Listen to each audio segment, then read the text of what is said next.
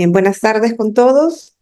Vamos a empezar la clase, la tercera clase de este módulo, que sería la penúltima clase también. Continuando con con el contenido que veníamos viendo en la clase anterior, recordamos rápidamente que dentro del proceso de terapia enfocada en fonética y en fonología, ¿verdad?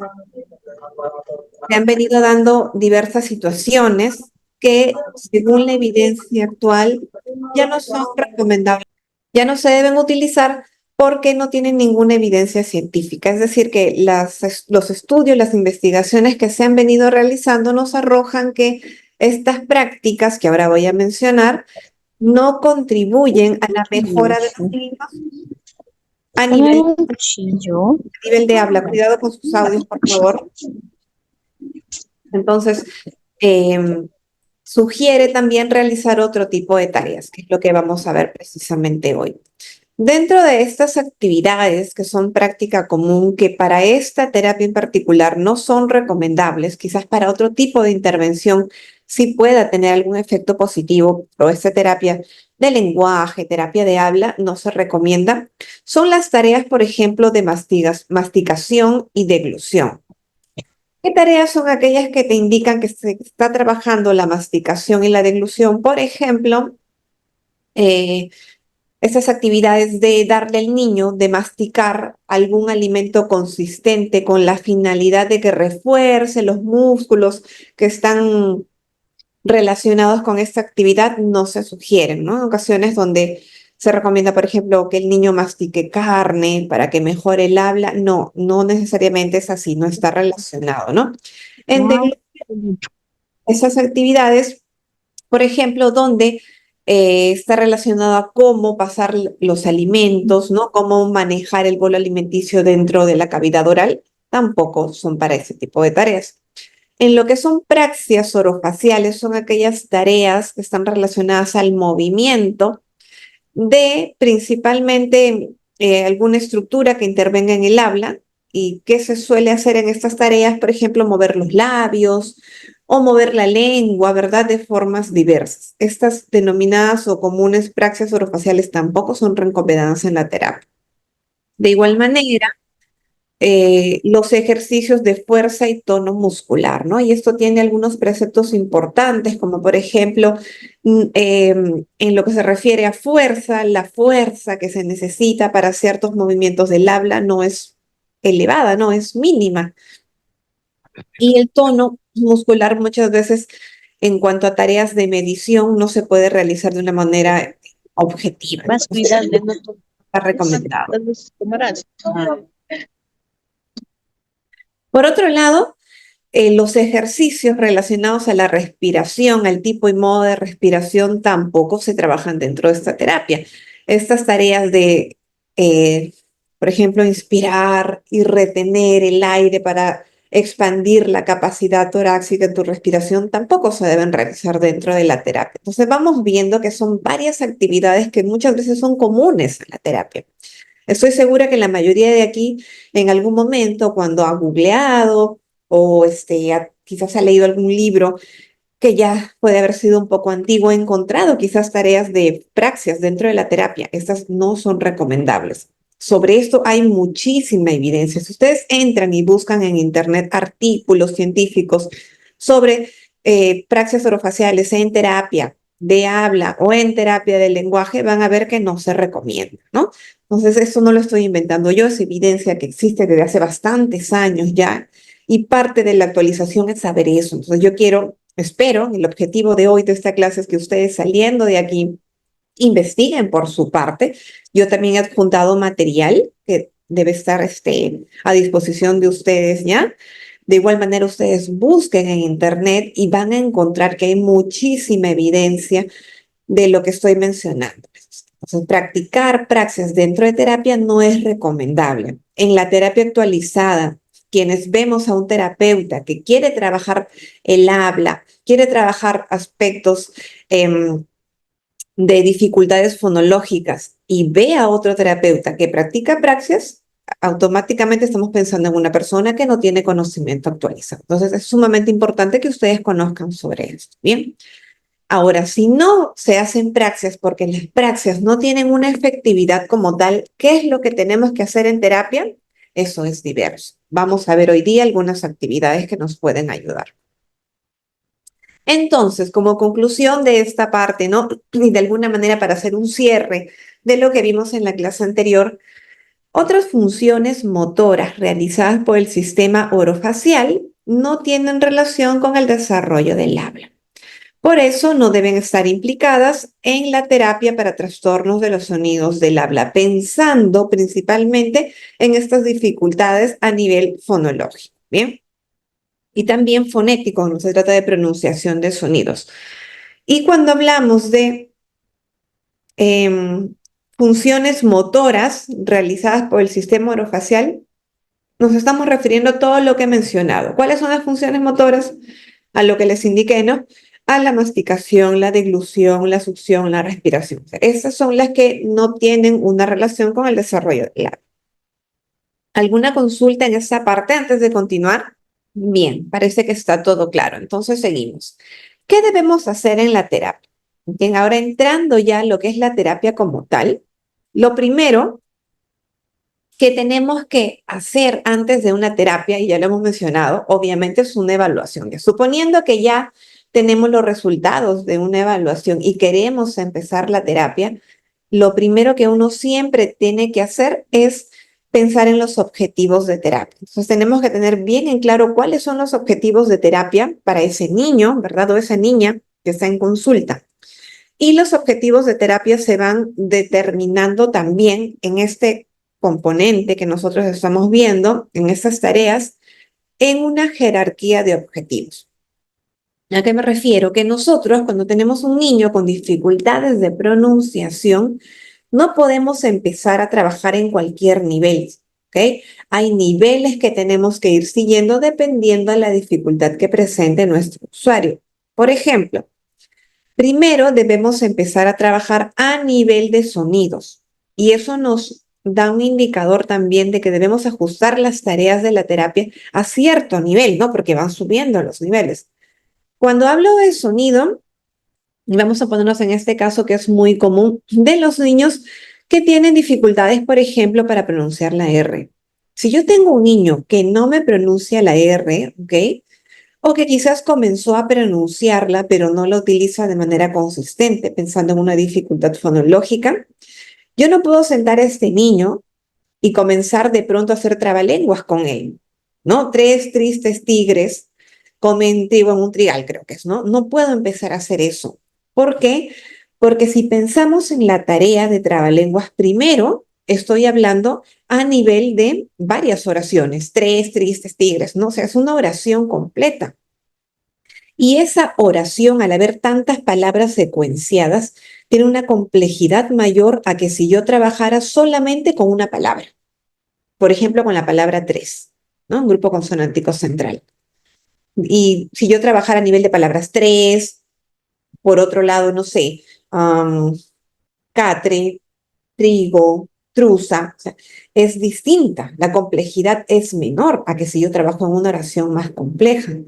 De igual manera, si yo trabajo en lugar de palabras, por ejemplo, trabajo solamente con sílabas y ya no le pido al niño que me repita todo el refrán, sino le pido que repite tra, tro, tre, tri, la dificultad también es menor porque estoy trabajando a nivel de sílabas. Entonces, en ese sentido, el primer nivel de trabajo se realiza a nivel de sonido.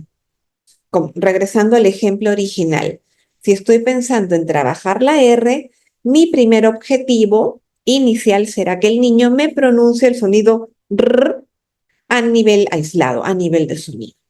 Una vez que ese niño ya logra pronunciar el sonido R y lo hace de manera consistente, es decir, que cada vez que yo le digo, mira, repite esto, R, si el niño logra hacerlo ya, paso a un siguiente nivel que ya sería trabajar en sílabas.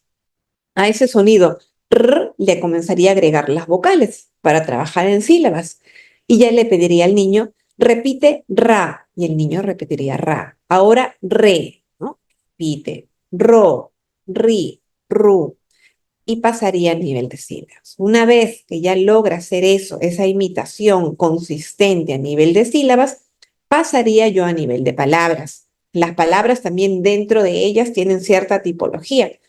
Es distinto una palabra, por ejemplo, de dos sílabas, como decir pensando en la S, decir casa o sapo es distinto a que yo diga una palabra con tres sílabas o más, ya tiene mayor complejidad porque es más amplia, ¿no? Y posterior a ello pasaría a frases o oraciones.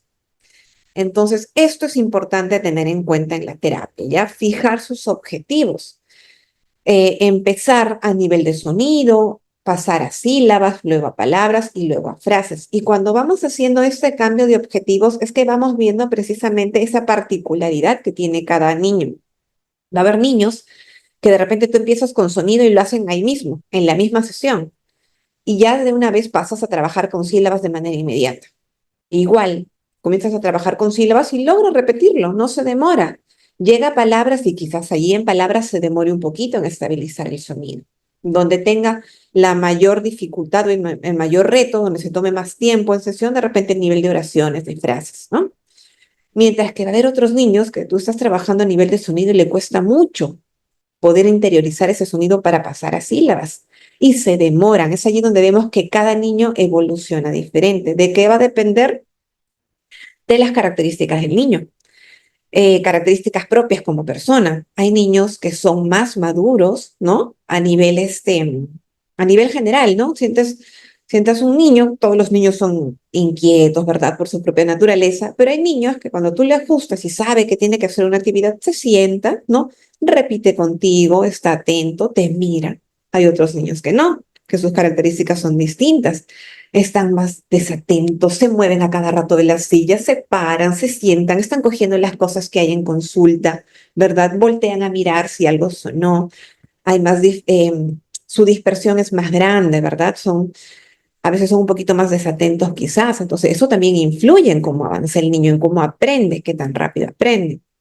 Si pensamos en niños pequeñitos, hay niños que con normalidad entran a la sesión, hay niños que incluso teniendo niños grandes que les cuesta separarse de la mamá para entrar a la sala de terapia, hablando de niños de 5 años, que eso no es tan usual. Entonces, todo eso va influyendo en cuánto un niño avanzó o no, en lo que refiere a características propias, ¿no? Otras características van a estar relacionadas, por ejemplo, en el nivel de dificultad que presenten. Van a haber niños que presentan dificultades más leves a nivel de pronunciación. Hay niños que van a presentar mayor dificultad, ¿no? Un poco más acentuado ahí la dificultad para adquirir algún sonido como tal. Eso va a influir en lo que son objetivos de terapia. ¿Qué más debemos tener en cuenta en lo que es la preparación de la sesión como tal? Lo que es escoger el sonido a trabajar. Cuando uno recibe el informe de evaluación, tenemos que elegir, ¿verdad?, por dónde vamos a empezar a trabajar. Y para eso es que sirve tanto el informe de evaluación. Por ejemplo, supongamos que yo tengo un niño de 3 años, ¿ok? Que me dice todas las vocales, eh, no me menciona, por ejemplo, la S, tampoco verbaliza el sonido de la K, pensando en el sonido de la K, de la C, le cuesta también la L de pronto, no me dice algunos diptongos. ¿Por dónde empiezo yo a trabajar? Vamos a ver algunos criterios. Empezamos a trabajar por los sonidos que son emitidos, este es un criterio, con mayor frecuencia. Podemos empezar también por los sonidos que son adquiridos en edades más tempranas o sonidos con rasgos más fáciles de producción. Perdón. En este caso que les mencioné, vamos a ubicarnos. Un niño de 3 años no pronuncia la S, no pronuncia la L, no pronuncia algunos diptongos. ¿Por dónde empezaría yo a trabajar? ¿Con cuál de estas dificultades empezaría en terapia? ¿Qué opinan ustedes? Miren, acá tenemos 3 criterios. Puedo empezar a trabajar por los sonidos que se producen con mayor frecuencia en el idioma, por los sonidos que se adquieren en edades más tempranas o aquellos que son más fáciles a nivel de pronunciación. O sea, tomando en cuenta estas características, a ver, nos centramos aquí en la segunda, de los sonidos que yo he mencionado, la S, la L y los diptongos, ¿cuáles se adquieren a una edad más temprana? ¿Cuáles creen? A ver, vamos a ver en el chat escrito. Los diptongos, Dayan, muy bien, por la edad más temprana, ok, pero ¿cuáles son esos sonidos de las edades más tempranas? Como nos menciona Dayan, ¿verdad? Dayani, o Dayani. Sí, Miss, Eh, Dayan.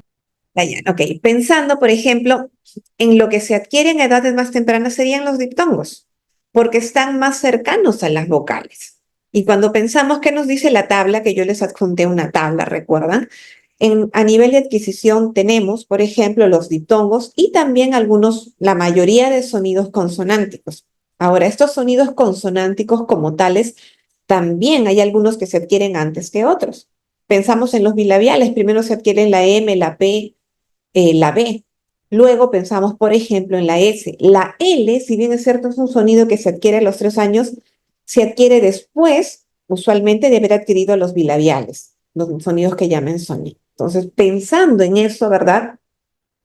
Puedo tomar el criterio de empezar quizás por los diptongos, ¿no? Una vez que el niño ya adquiere, puedo elegir quizás seguir con el sonido de la S, ¿no? La L será después porque tiene una mayor dificultad a nivel motriz también. En cuanto a rasgos de producción, la L es más difícil. Esos son los criterios que uno debe manejar cuando va a escoger qué va a trabajar en terapia. Si yo eligiera, por ejemplo, empezar por la L, mi niño se va a demorar y dependiendo de las dificultades que tenga el niño al que yo le enseño terapia. Si yo empiezo por la L, de repente es un niño que logra adquirirlo, pero se demoró muchas sesiones. ¿Por qué? Porque a nivel de madurez, ¿verdad? No le correspondía todavía. Hay otros sonidos que son más sencillos de adquirir antes de la L. ¿Qué hago? Pierdo tiempo. Si de pronto yo optaba por empezar, por ejemplo, con las vocales, teniendo en cuenta con la premisa de que el niño ya pronuncia vocales, pero no hace diptongos, puedo empezar a juntarlos y quizás mi niño avance más rápido y yo vea avances más significativos en su habla, ¿no? Entonces, eso sí tenemos que saber escoger bien. ¿Y cómo sé escoger bien? Guiándome de los hitos de desarrollo. ¿Qué tengo que hacer? Saber a qué edades adquiere el niño tales o cuales sonidos, ¿no? De un grupo de sonidos que corresponde todos a la misma edad, ¿cuál es más fácil que el otro a nivel de rasgos? Entonces, toda esa información me ayuda a elegir un sonido a trabajar. En este caso, un criterio muy bueno es empezar por los diptongos, ¿ok? ¿Qué más puedo hacer? Agrupar los sonidos por rasgos. Recuerden que en la clase anterior habíamos visto cuáles son los rasgos de producción, ¿se acuerdan? Que vimos varias características que hablábamos de la zona de articulación, el modo de articulación, la sonoridad y el mecanismo, ¿verdad? Velofaringio. Todos esos rasgos son importantes porque cuando recibimos, por ejemplo, perdón, cuando recibimos un informe de evaluación y yo comienzo a ver en ese informe que me comienzan a identificar sonidos, comienzo a ver que el niño no pronuncia, por ejemplo, ya, a ver, veamos que no pronuncia o tiene dificultad para pronunciar palabras donde está presente la M, la N y la ñ. Si yo conozco que esos tres sonidos como tal tienen un rasgo en común, que los tres son nasales, puedo identificar, por ejemplo, que el niño tiene dificultades para las nasales y comienzo a examinarlo, comienzo a inferir qué está pasando, ¿no?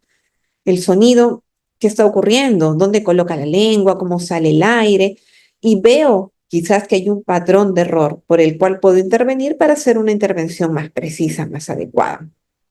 Que también tengo que tener en cuenta, y esta es una premisa importante, que muchas veces algunos sonidos aparecen si yo enseño otros, y esto sí es común, ¿ah?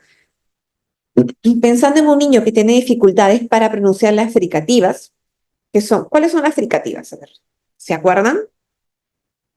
¿Cuáles son los sonidos fricativos? A ver, revisen sus tablitas. Los sonidos fricativos son aquellos, recuerdan, que tienen un escape de aire un poco rastradito, ¿no? Por una cavidad pequeña. Ujú. los fricativos, la F, la S, exacto, ¿no? La J, bien. Bien, ahora volviendo, ¿no? En estos sonidos. Pongamos que tengo un niño que tiene dificultades para pronunciar los sonidos fricativos. Es decir, que no pronuncia la S, quizás lo cambia por otro, tampoco la F. Ya, en este caso, me voy dando cuenta que me voy a enfocar en este grupo de sonidos. Y puede ocurrir que cuando yo al niño le enseñe la S y el niño ya adquiera la S, la pronuncie y comience a utilizarla de manera un poco más consistente, con menos errores, es muy usual que aunque yo no le haya enseñado la F, se generalice, ¿ok? Y comience a utilizar la F. Eso también hay que tenerlo en consideración para ver cómo elegimos y cómo ajustamos nuestros objetivos de terapia, porque algunos sonidos aparecen si otros son enseñados. Ahora, ¿por qué aparece? Porque el niño aprendió, ¿verdad? No de manera consciente, pero sí de manera automática, que ese sonido tenía ciertas características, que cuando movía la boquita de tal forma el sonido salía. Es como uno es fricativo y el otro también, comienza a salir la F. Es común que ocurra esto. Estos criterios que les acabo de mencionar son, para ejemplo, para escoger cuando vamos a trabajar a nivel de sonidos, poco lo que mencionábamos. Ahora, cuando trabajamos a nivel de palabras, ¿qué debemos tener en cuenta? Supongamos que el niño ya sacó el sonido de la S, ya a nivel aislado, ya está un poco más consistente. Cada vez que le digo, a ver, el niño lo hace. Paso ahora a trabajar, ¿verdad? Perdón, a nivel de sílabas. Paso ahora a trabajar a nivel de palabras. Para escoger las palabras que yo voy a utilizar en terapia también hay varios criterios. No puedo escoger cualquier palabra. ¿Qué debo tener en cuenta? Por un lado, que las palabras que yo elija sean significativas. Eh, es decir, que causen un impacto en el niño. Si yo estoy trabajando la S y mi niño, por ejemplo, se llama Samuel, el trabajar su nombre es bien útil. ¿Por qué? Porque su nombre obviamente es una palabra significativa y es una palabra sumamente funcional. ¿Por qué? Porque la va a utilizar siempre. Siempre le van a preguntar, ¿verdad? En algún contexto cuál es su nombre. Y es muy significativo para el niño poder decir Samuel y que ya no te diga Tamuel. Entonces, es importante escoger palabras significativas. Obviamente, no todas las palabras van a ser significativas, pero si hay algunas que tengan el sonido que estoy trabajando y son significativas, las agrego a mi terapia. Por otro lado, que sean funcionales, es decir, palabras que se van a utilizar en el contexto. Por ejemplo, con S, palabras funcionales que inicien con S. A ver si me dan ejemplos, no se me ocurre ahora alguna. Quizás no que inicien, pero sí que la S esté presente en la palabra casa, ¿verdad? Sí, en zapato, entre otras. ¿Cuál no sería una palabra muy funcional, por ejemplo, con el sonido S? Algunas palabras que esas son más técnicas, ¿no? He visto en alguna oportunidad que hay ciertos sonidos que cuando comenzamos, ¿verdad?, a escoger las palabras para terapia, a veces se nos acaban las ideas. Pero, por ejemplo, que utilice la palabra, no sé, tractor, esternocleidomastoideo, no lo sé, no son entre esas palabras que no son comunes de utilizar, no son tan funcionales. Son importantes que las aprendas, sí, pero no son del día a día. Entonces, para terapia, escojamos palabras que el niño sí utilice, ¿verdad? Que sea más probable que las use en su contexto. Elegir ese tipo de palabras. Esos criterios, que les estoy mencionando, son criterios relacionados al componente léxico-semántico, porque hablan del significado y de la funcionalidad. Pero por otro lado, vamos a tomar en cuenta también algunos criterios que son más fonético-fonológicos, del componente como tal. ¿Qué debo tener en cuenta entonces en este sentido? Que haya palabras con una dificultad fonética. Es decir, que en mi palabra solamente hay un sonido que el niño no pueda pronunciar. Si estoy pensando que mi niño tiene muchas dificultades de pronunciación y, por ejemplo, estoy trabajando la S, porque si no dice la S es muy poco probable que diga el resto de sonidos, que son más difíciles, ¿no? Como o la J o la Che. No voy a utilizar, pues, palabras como Sancho, porque no me va a poner a pronunciar el sonido de la S y tampoco el de la Che. Entonces, elijo palabras que tengan una dificultad. De repente, masa, más sencillo, ¿no? Porque la M sí la pronuncia, pero la S no se pasa. Comienzo a hacer ese contraste entre sonidos que sí hace y sonidos que no hace. Si no, va a resultar una tarea muy frustrante, porque no dice la S, no te dice la H, no te dice la J, y al final no se entiende nada de lo que dice. Entonces, inicialmente empezamos por eso, que las palabras tengan una dificultad a nivel fonético. Esto ya les había mencionado un poco en la clase anterior. Escoger la posición del sonido que estamos trabajando dentro de la palabra es sumamente importante. Si pensamos en la S, este sonido debe ser de fácil producción. ¿Y qué es lo más fácil? Cuando está al inicio, por ejemplo, en sapo, soga, silla, tiene mayor facilidad. No voy a empezar mi terapia trabajando con la S en posición de coda. No voy a hacer mi lista de palabras con mosca, pescado, cascada. Sería muy complicado para mí. Tenemos que empezar por las formas más simples. También debemos evitar palabras con muchas sílabas, lo que les indicaba, ¿verdad? Palabras de 2 sílabas o de 3 y vamos acrecentando la dificultad, agregando cada vez más. Pero inicialmente empezamos con 2 sílabas. ¿Por qué no es recomendable empezar con monosílabos? Porque sí, la mayoría de monosílabos terminan en una coda silábica. Y al haber una coda silábica dentro de la estructura se hace más difícil de pronunciar, ¿no? Cuando pensamos en luz, paz, pan, terminan en coda. Entonces, sin embargo, las bisílabas no tanto. Entonces es mejor empezar con bisílabas. Y también es importante considerar la acentuación. Es más fácil trabajar o que el niño sea más consciente del sonido que está trabajando cuando éste se encuentra en la sílaba tónica. Por ejemplo, sapo, ¿no?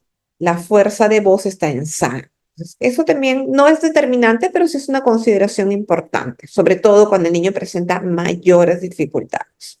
¿Alguna consulta hasta esta parte? Muy bien, seguimos. Ahora, ¿qué podemos utilizar dentro de terapia para los niños que les cuesta pronunciar? Los quinemas. Los quinemas son apoyos visuales sumamente importantes. El utilizar estos quinemas, que puede parecer algo tan sencillo, realmente marcan una diferencia. Vamos a ver que cuando utilizan este tipo de apoyos visuales, mejoran muchísimo la producción de los niños. Ahora, ojo, para utilizar estos quinemas, primero tengo que haber trabajado el aspecto fonético. Es decir, que el niño ya me tiene que haber sacado el sonido. La producción de sonidos lo vamos a ver en unas diapositivas más adelante. Entonces, esto sería después de que el niño ya sabe tocar el sonido. Si un niño no hace una M, no la pronuncia nunca la M, lo primero que tengo que enseñarle es el punto y modo articulatorio para que haga la M. Una vez que el niño ya me hace la M, pero quizás no lo integra siempre, recién allí utilizo los quinemas. Los quinemas van a ser unos gestos que nosotros vamos a utilizar para recordarle al niño cómo se produce un sonido. ¿Ok? Veamos. ¿Qué son los kinemas? Van a ser facilitadores, ¿ok? Que incluyen o indican posiciones manuales que actúan como un complemento de la palabra. Punto importante aquí. Tengamos en cuenta que los kinemas no representan la grafía o la escritura de la palabra. Recuerden siempre eso. Cuando hablamos del lenguaje, ¿ok? Del lenguaje como área, del lenguaje en esta área de la terapia del lenguaje, no pensamos en las grafías, pensamos en los sonidos. Entonces, eso ténganlo claro. No pensamos en la escritura tampoco. Estamos pensando solamente en la producción, en la pronunciación como tal. Entonces, cuando hablamos de kinema, este gesto le va a recordar al niño cómo se ubica una estructura articulatoria para la pronunciación del mismo. No tiene nada que ver con la letra o con la forma de la letra, sino con la pronunciación. Por ejemplo, este kinema, miren, ven una manito encima del cachetito, es el kinema de la M. ¿Qué sentido tiene este kinema que le recuerda al niño que cuando uno produce una M hay una vibración? Si tú dices, y háganlo ustedes, mamá, mamá, van a sentir que hay una vibración acá en el cachetito. Eso es lo que busca el kinema, que el niño concientice que cuando se produce ese sonido hay alguna característica en particular. Si yo tengo un niño que supongamos, ya inventando, cambia la M por la N y en lugar de decirte mamá te dice naná, yo le digo, muy bien, vamos a decir mamá y le doy el modelo. Mamá, mamá. El niño va a tener un recordatorio de que hay una vibración cuando produce el sonido y eso le ayuda a ajustar su pronunciación. Si nos da el tiempo, vemos un video de la aplicación de los kinemas en una de mis niñas de terapia. En cuanto a la N, por ejemplo, este kinema eh, ayuda de manera visual a recordarle al niño que en la producción de la N hay una salida de aire por la nariz, ¿no? Na. Y a veces pasa, por ejemplo, tienes un niño que te dice jabón en lugar de jabón, pero tú ya has trabajado con él la N y sí la pronuncia, pero se olvida. Entonces de pronto le dices, ¿me vas a mencionar cómo se llaman estos objetos que te voy a presentar? Y tú tienes listas tus imágenes, ¿no? Y tienes, por ejemplo, un jamón, un pan, un jamón, no sé, otra cosa que termine en N. Tienes todas tus láminas. Y tú haces el kinema y le dices, ¿qué es esto? Le presentas jabón. Y el niño te dice ja, y tú señalas bon. Esto le recuerda que hay un sonido allí. Si el niño ya relaciona que esto es la N, lo va a recordar y va a tener más conciencia a nivel de pronunciación. Hay diversos kinemas. Ese es el de la ñ y esto es el de la o. Estos son algunos kinemas para las vocales. No tenemos a, que es más abierta, la la i, no la o, la u. Van variando. Ahora, cada uno puede crear sus kinemas, sí, ¿no? Hay kinemas que ya están establecidos, me parece que les he enviado, ¿ok?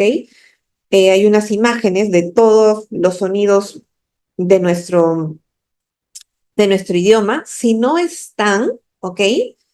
Eh, me avisan, por favor, con la coordinación para enviárselos, pero estoy casi segura que sí se los he adjuntado, ya es un archivo adicional. De todas maneras, acá les voy mostrando algunos. Bueno, entonces esto es lo que hace relación a los kinemas. Ahora, ¿para qué sirven los kinemas o los gestos fonológicos? Para apoyar la pronunciación. No significa que todo el tiempo vamos a hablar con kinemas, pero sí te ayudan a apoyar la pronunciación. ¿Para qué sirven también? Para distinguir de algunos sonidos parecidos. Y es un poco lo que les decía, ¿no? Por ejemplo, una M de una N o una N de una ñ también, ¿no? Le ayuda al niño a concientizar que hay dos sonidos distintos. De repente, cuando tú hablas, vas dando los apoyos y el niño es consciente que ahí no va el sonido que él quería pronunciar, sino va otro. Y brindan una guía visual que ayuda a diferenciarlos.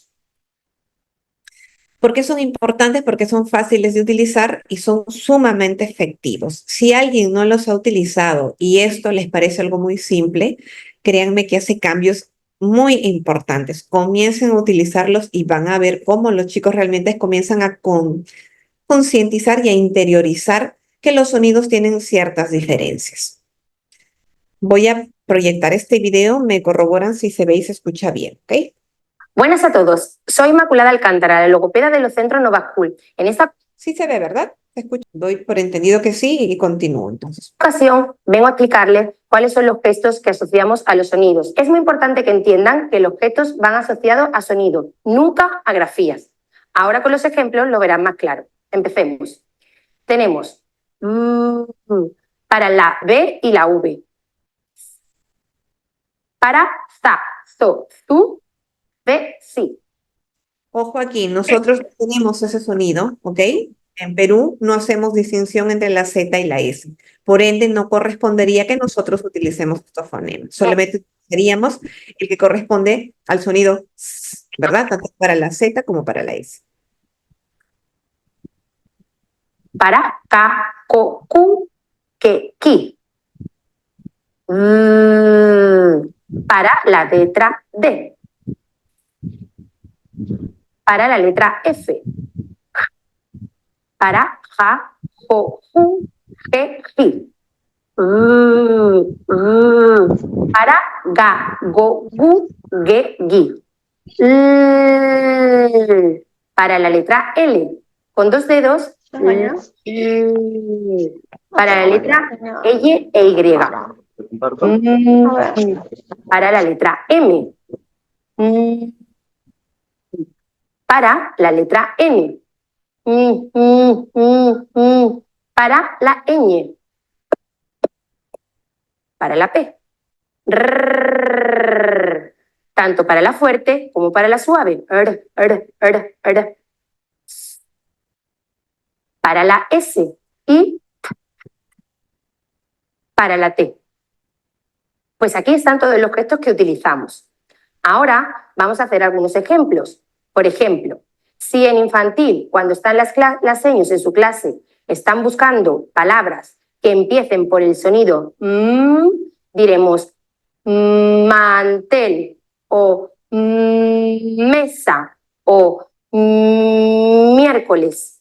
Espero que puedan entender mejor cuando sus hijos llegan a casa y la profesora le ha explicado una letra nueva y la asocian a un gesto. Podrán compartir con ellos estos momentos y adentrarse en el maravilloso mundo de las letras. Listo. Entonces, ese es un recurso muy útil en realidad. Después, si nos da el tiempo, como les indiqué, vemos un videíto. Vamos a entrar ahora con lo que es la intervención en fonética y en fonología. Ya con estas pautas que son más generales, tenemos una noción de cómo encaminarnos. Ahora vamos viendo puntos que son un poquito más específicos. Vamos ahora a tocar lo que es el aprendizaje de la producción de algunos sonidos. No todos porque el tiempo no nos da, pero sí cómo podemos enseñar algunos de los sonidos quizás más representativos o más complejos en nuestro idioma. ¿Bien? ¿Qué pasa si yo tengo el caso de un niño o una niña que no me pronuncia la S? O sea, nunca me la dice bajo ningún contexto. Esto correspondería a una dificultad fonética. Recuerden que esa diferencia ya la hemos visto en la primera, segunda clase, ¿no? Frente a una dificultad fonética significa que el niño no sabe hacer ese sonido, nunca lo ha hecho. Siempre lo omite, o sea, nunca, en este caso nunca diría la S, a veces quizás lo cambia por otro sonido. El hecho es que nunca se ha escuchado una S porque no sabe cómo hacerlo. Aquí lo que vamos a hacer como primer paso es enseñarle cómo se produce una S. Si no sabe, vamos a darle las pautas motoras para que el niño pueda pronunciar el sonido. Ahora, recuerden, ¿qué es lo que debe saber cada uno para enseñar la producción del sonido? Cuando uno conoce todos los rasgos articulatorios, uno se hace consciente de la producción del sonido como tal y lo puedes enseñar bajo cualquier contexto. No hay manuales, no hay recetas para esto. Lo que sí hay algunas pautas que nos pueden servir de apoyo, pero nada mejor que manejar esta información. ¿Bien? Ahora, la S se caracteriza porque tiene los siguientes rasgos que ya hemos visto. Es fricativa por el modo de articulación, es alveolar, ¿ok? Por la zona de articulación donde se coloca la lengua, es sorda y es oral, ¿no? En función al mecanismo velofaringeo y los pliegues vocales. Entonces, la S sería fricativa, alveolar, sorda, oral. Esto no le vamos a enseñar al niño, obviamente, esto es para nosotros, el conocimiento que debemos tener. Ahora, ¿qué es lo que pasa en nuestra boca cuando pronunciamos una S? Ojo, esto tampoco se va a enseñar como tal, es más que todo para vivenciar nosotros. La punta plana de la lengua se coloca, ¿verdad? Entre los dientes, entre los incisivos superiores e inferiores, ¿no? Apoyada en estos y sin hacer oclusión completa de la parte dorsal. Es decir, que nosotros para pronunciar la S lo que tenemos es los dientes juntos, una lengua que está detrás y un roce para un escape de la salida del aire. Eso es lo que ocurre cuando pronunciamos una S. ¿Por qué lo debo tener en cuenta? Porque a veces cuando tenemos niños que escuchas que el sonido, en este caso de la S, está un poco raro, es un poco extraño, es porque alguna de esas condiciones que acabamos de mencionar no está bien ubicada. ¿Qué puede ser? Que hayan puesto la lengua muy arriba, que de poco la tengan atrás retraída y es ahí donde suena raro. Por eso es que debemos saber exactamente dónde se encuentra cada estructura articulatoria.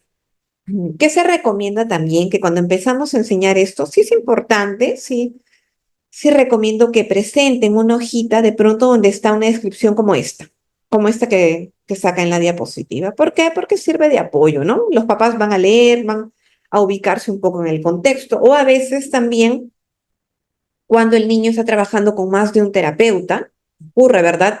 que a veces el niño no solamente lleva la terapia de lenguaje, de pronto lleva terapia, no sé, de aprendizaje o lleva terapia ocupacional. Entonces, otros profesionales también muchas veces ven o quieren estar al tanto de lo que el niño está trabajando. Entonces, por un tema de profesional, sí es importante poner esta descripción. Ahora, continuamos con lo que les indicaba, ¿no? ¿Cuál es el modo articulatorio de la S? Tengamos en cuenta que para la S el sonido se da en un cierre y una salida raspada del aire. Por eso realizamos un cierre manteniendo los dientes juntos en posición de mordida. Es decir, que lo primero que le voy a enseñar al niño es esto. Para pronunciar la S le voy a decir, mira, muerde, sonríe, y esa es la primera posición para sacar la S. Segundo, vamos a ver cuál es la zona articulatoria. Colocamos la lengua plana con la punta detrás de los incisivos, ¿ok? Es decir, que queremos que la lengua esté atrás de los dientes. ¿Recuerdan que habíamos visto esto hace un ratito? Ahora, ¿qué pasa? Que cuando hablamos de niños pequeños, por ejemplo, un niño de 3 años, ¿verdad? Que ya debería tener la S y no le está saliendo, el niño de 3 años no me va a entender. Que yo le diga, pon tu lengua plana atrás de sus dientes, ¿verdad? Es totalmente ajeno hasta para los adultos. Entonces vamos a utilizar un facilitador. ¿A qué me refiero? Que vamos a utilizar otro sonido que el niño sí pueda pronunciar, que cuando lo pronuncio, la lengua se coloca en una posición similar eh, para la S. Por ejemplo, para esto nosotros vamos a verbalizar el sonido I. Y cuando yo digo la I, mi boca toma una configuración similar a la que utilizo para la pronunciación de la S. Por ejemplo, cuando digo la S, recuerden que hablaba de una sonrisa, lo mismo ocurre con la I. La I hace que las comisuras se vayan hacia atrás, similar a la de la S. Y también cuando digo I, mi lengua se posiciona muy cerca de lo que ocurre en la S. Toma casi la misma configuración. Me sirvo de eso para enseñar. Y así le damos la postura deseada a la lengua. Luego expulsamos el aire por el centro y saldría la S. Entonces, ahora les acabo de dar la explicación más larga para que ustedes comprendan, primero, por qué se hace de esa manera y segundo, para que entiendan el cómo. ¿Ok? No quiero solamente que se vayan repitiendo recetas. Para mí es sumamente importante que entiendan por qué se está dando cada paso. Eso es lo que realmente dominar, ¿no? Las estrategias dentro de terapia. Entonces, finalmente y en términos resumidos, después de la explicación, ¿qué es lo que le digo yo al niño para enseñarle a pronunciar una S? Le digo, muerde, vayan haciéndolo conmigo, por favor, muerde, sonríe, y ahora vas a decir, y el niño dice, y le dices, ¿no? Te quedas ahí y ahora sopla. Es la primera configuración para empezar a sacar el sonido de la S. ¿Ok? ¿Qué es lo que haría? Poco a poco voy dando los ajustes, recuerda, ¿no? Muerde, sonríe, ¿ok? Sonríe, vas a decir y te quedas allí y comienzas a soplar.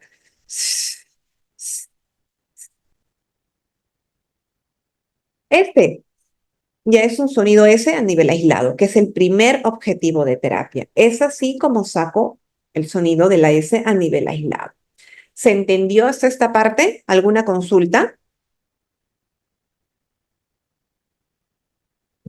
¿No? Ok. Ahora, ¿qué puede pasar también? No es tan usual, pero puede ser que el niño quizás sí me pronuncie una F, pero no una S.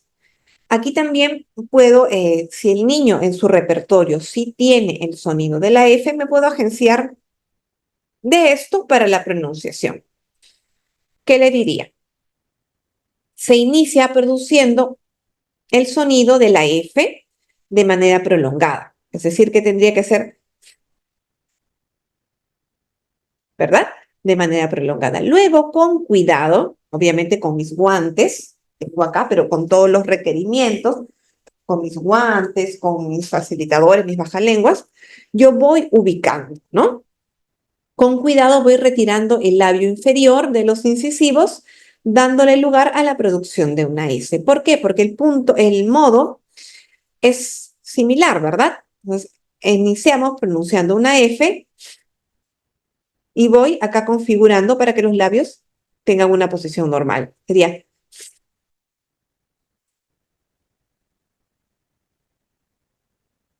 Entonces, inicio desde el sonido de la F y luego voy manipulando para que la posición de los labios sea diferente y se acerque al sonido de la S. Para eso el niño tendría que pronunciar la F, porque obviamente si no la pronuncia, no va a poder utilizar este recurso. ¿Qué podemos hacer también? Agenciarnos de una che, que es la misma condición. Si el niño dice la che, pero no dice la S, me puedo apoyar en la che para poder sacar el sonido de la S. ¿Qué haría aquí? Se inicia produciendo el sonido de la che de manera prolongada. Y luego le vamos a decir que lo haga cada vez más suave. ¿Qué sería? Empezar una che, ¿no? Y tú le vas diciendo, ahora más suavecito. Y sería, y le vas dando forma. Muchas veces es importante que nosotros nos agenciemos, ¿verdad? Ayudando, manipulando para dar forma a que se produzca la S. Estos tres recursos que les acabo de indicar nos pueden apoyar a que un niño saque la S. ¿Tienen alguna consulta en esta parte? Ok, si hay consultas me las van escribiendo o levanten su manito, por favor. Vamos ahora con el sonido de la J. Nuevamente, ¿cuáles son los rasgos de la J? Que es una fricativa, velar, sorda y oral. ¿Qué ocurre con la J? Atención aquí en esta imagen. Si se dan cuenta, esta es la representación, ¿verdad? Gráfica de una boca, ¿ok? Pero de manera de perfil, ¿no? Acá estaría la nariz, la boquita, es decir, que estaría así, ¿no? De esta manera. Ahora, acá, si se dan cuenta, ¿qué ocurre con la lengua? La lengua se está realzando, se está poniendo, ¿no? Esta es la lengua en posición de descanso, se está poniendo anchita así y se levanta. ¿Hacia dónde se levanta? Hacia atrás. Esta es la posición, la configuración que toma la lengua cuando pronunciamos, por ejemplo, una J. El vértice de la lengua se va hacia los incisivos inferiores, o sea, la puntita se va hacia abajo, los incisivos inferiores. El postdorso, que es esto, se eleva y se va hacia arriba, que es el velo del paladar. Ahora, no se produce un cierre total, miren, porque acá hay un ligero espacio, ¿verdad? Entre el velo y la lengua hay un pequeño espacio y por ese espacio se da el sonido. Eso es lo que ocurre con nuestra boca y nuestra lengua cuando pronunciamos una J. Ahora, el niño no le vamos a decir todo eso, pero sí nos sirve a nosotros para tener la conciencia, ¿va? ¿Qué hacemos entonces con un niño para enseñarle a sacar este sonido? En lo que es la zona articulatoria, recuerden que el postdorso, la parte de atrás de la lengua, se va hacia la zona velar, se va hacia atrás. En cuanto al modo articulatorio, hay que ajustar la apertura de la boca. Es decir, y esto ténganlo en cuenta con todos los sonidos. Muchas No veces, nos cabe. cuando estamos pronunciando, enseñando a pronunciar a los chicos algún sonido cualquiera, ¿qué hacemos? Le decimos, abre la boca, ¿verdad? Y comenzamos a guiar. Ocurre que nos olvidamos y el niño se queda tratando de sacar el sonido con la boca abierta. Cuando uno habla, no tiene la boca con esa apertura. La apertura es mínima, si se dan cuenta. Si yo quiero decir una J, no estoy con mi boca abierta. Si quiero decir una M, una L, mi boca no está así.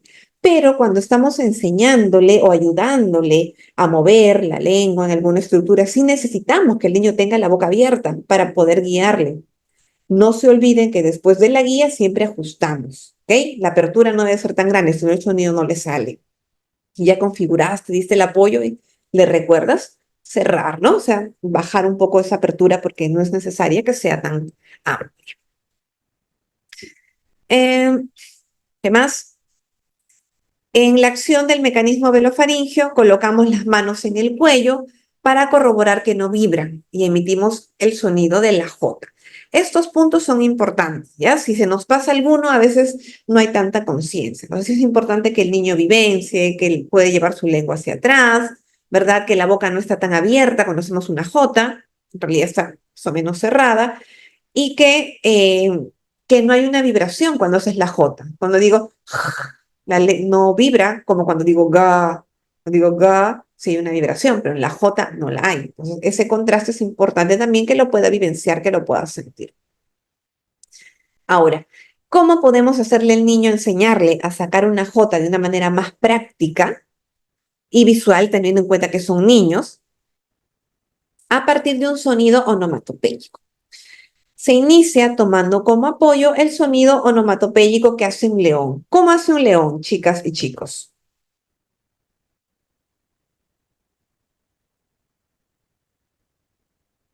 ¿Cuál es el sonido onomatopéyico que hacemos para representar al león?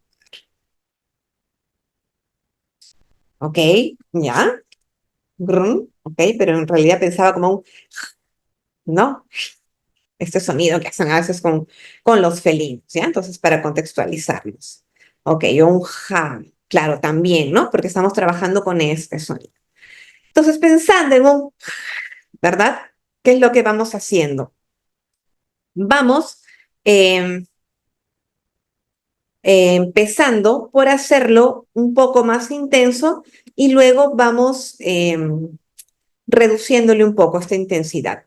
Poco a poco lo vamos a ir acortando. Entonces, yo empezaría, y si se dan cuenta, aquí tengo tres circulitos, uno más grande que va a representar mayor intensidad y luego se va disminuyendo, se va acortando. Me sirvo de este sonido onomatopéyico para decirle al niño, ¿no? ¿Cómo hace león? Grande. Ahora un poco más corto. Y ahora más corto. Hasta hacer, que sería el sonido que hay para un J. ¿Ok? Este es un recurso que me puede servir para la producción de una J. Si el niño no tiene el sonido onomatopéyico, va a ser un poco más complejo porque lo que voy a tener que realizar es este ajuste, esta configuración, ¿no? Donde la punta de la lengua se queda abajo, pegado en los dientes de abajo, y llevamos el resto del cuerpo de la lengua hacia atrás para hacer el sonido de la J, que puede ser un poco más complicado. ¿Consultas hacia esta parte?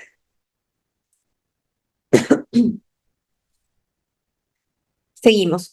Con el sonido de la che. Sí, Nina, te escucho.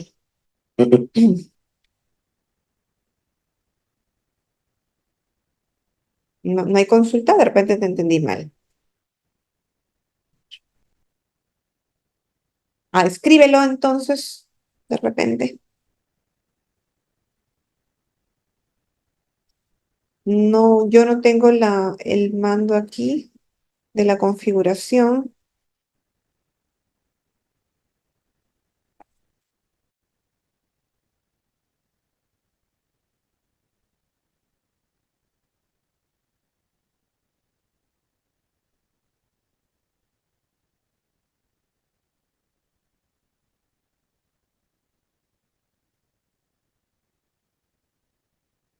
Ok.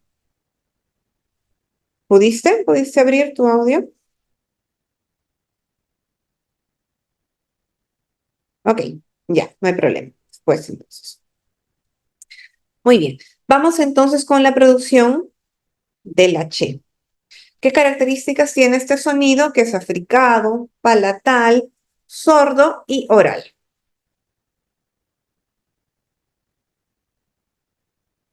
Muy bien. La punta de la lengua descansa en los dientes inferiores. Puntita de la lengua se queda abajo, pegada, ¿ok? En los dientes inferiores. Y el dorso de la lengua se va hacia arriba, al paladar duro. ¿Qué podemos hacer? Abrimos los labios, después de esta posición de punta de la lengua, abajo de los dientes, que queda pegada. El resto del cuerpo de la lengua se va hacia atrás, hacia arriba, perdón. Luego abrimos los labios ligeramente y soltamos el aire, dando la forma de la, ¿no? Abrimos, cerramos. Esto es a nivel de pautas. A veces para adultos que con niños grandes se explica de esta manera. En cuanto a facilitadores, cuando hablamos de niños más pequeños, podemos utilizar el sonido de la S. A este punto, este facilitador nos debería servir a todos. ¿Por qué? Porque antes de decir una che, tengo que estar pensando en que el niño ya produce la S. Yo no puedo estar trabajando en un niño para que pronuncie la che si la S todavía no está. ¿Ok? Porque a nivel de repertorio adquisitivo, la S aparece antes. Entonces, tengamos en cuenta esta consideración. Producimos el sonido S con mucha fuerza mientras se da forma a los labios, separándolos de manera que se puedan ver los incisivos superiores e inferiores. Es decir, que hay que tener conciencia de que cuando hago esto, se tienen que notar mis incisivos. A ver, una ligera apertura acá, ¿no? Que sería...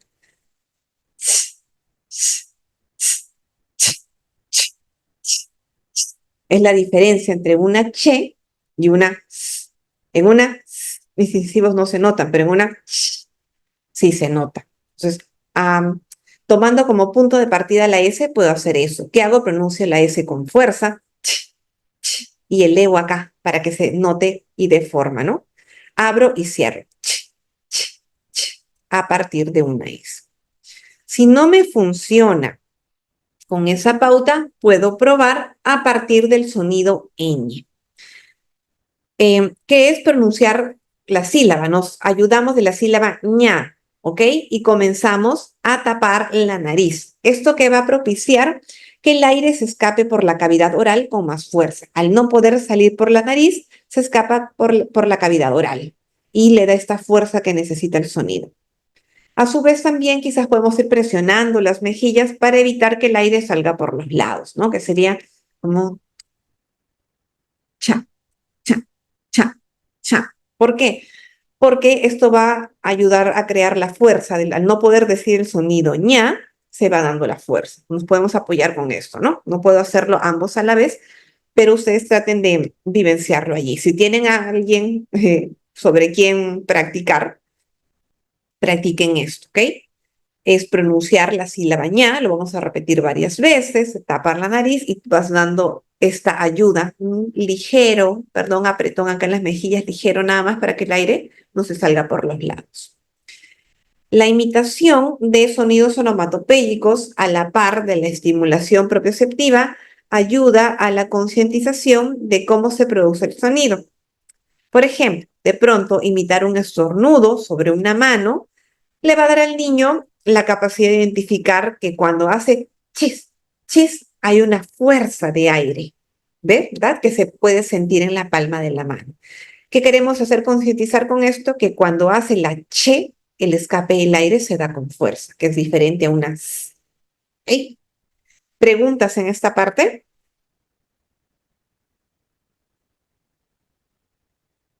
Bien. Ahora, esta es la producción de algunos sonidos, hemos visto, a nivel fonético. Perdón, claro, a nivel fonético, es decir, cuando el niño no tiene el sonido. Ahora, ¿cuál es el segundo nivel de trabajo? El nivel fonológico. ¿Qué nos ocurre muchas veces? Que este niño ya le enseñé, por ejemplo, la che y ya la hace, ¿verdad? La J, quizás también la S, pero cuando sigue diciendo casa, me dice cata. O cuando tiene que decir, no sé, jarra, me dice tarra, ¿no? O en lugar de chancho, me dice chancho. Entonces, cuando ocurre esto, que el niño físicamente ya tiene la capacidad, porque ya le enseña a nivel aislado, ¿no? Me dice chancho, pero cuando yo le digo di, ch, el niño sí te dice chi. Es decir, que allí, dentro de lo que es el aspecto fonético, ya lo logró adquirir.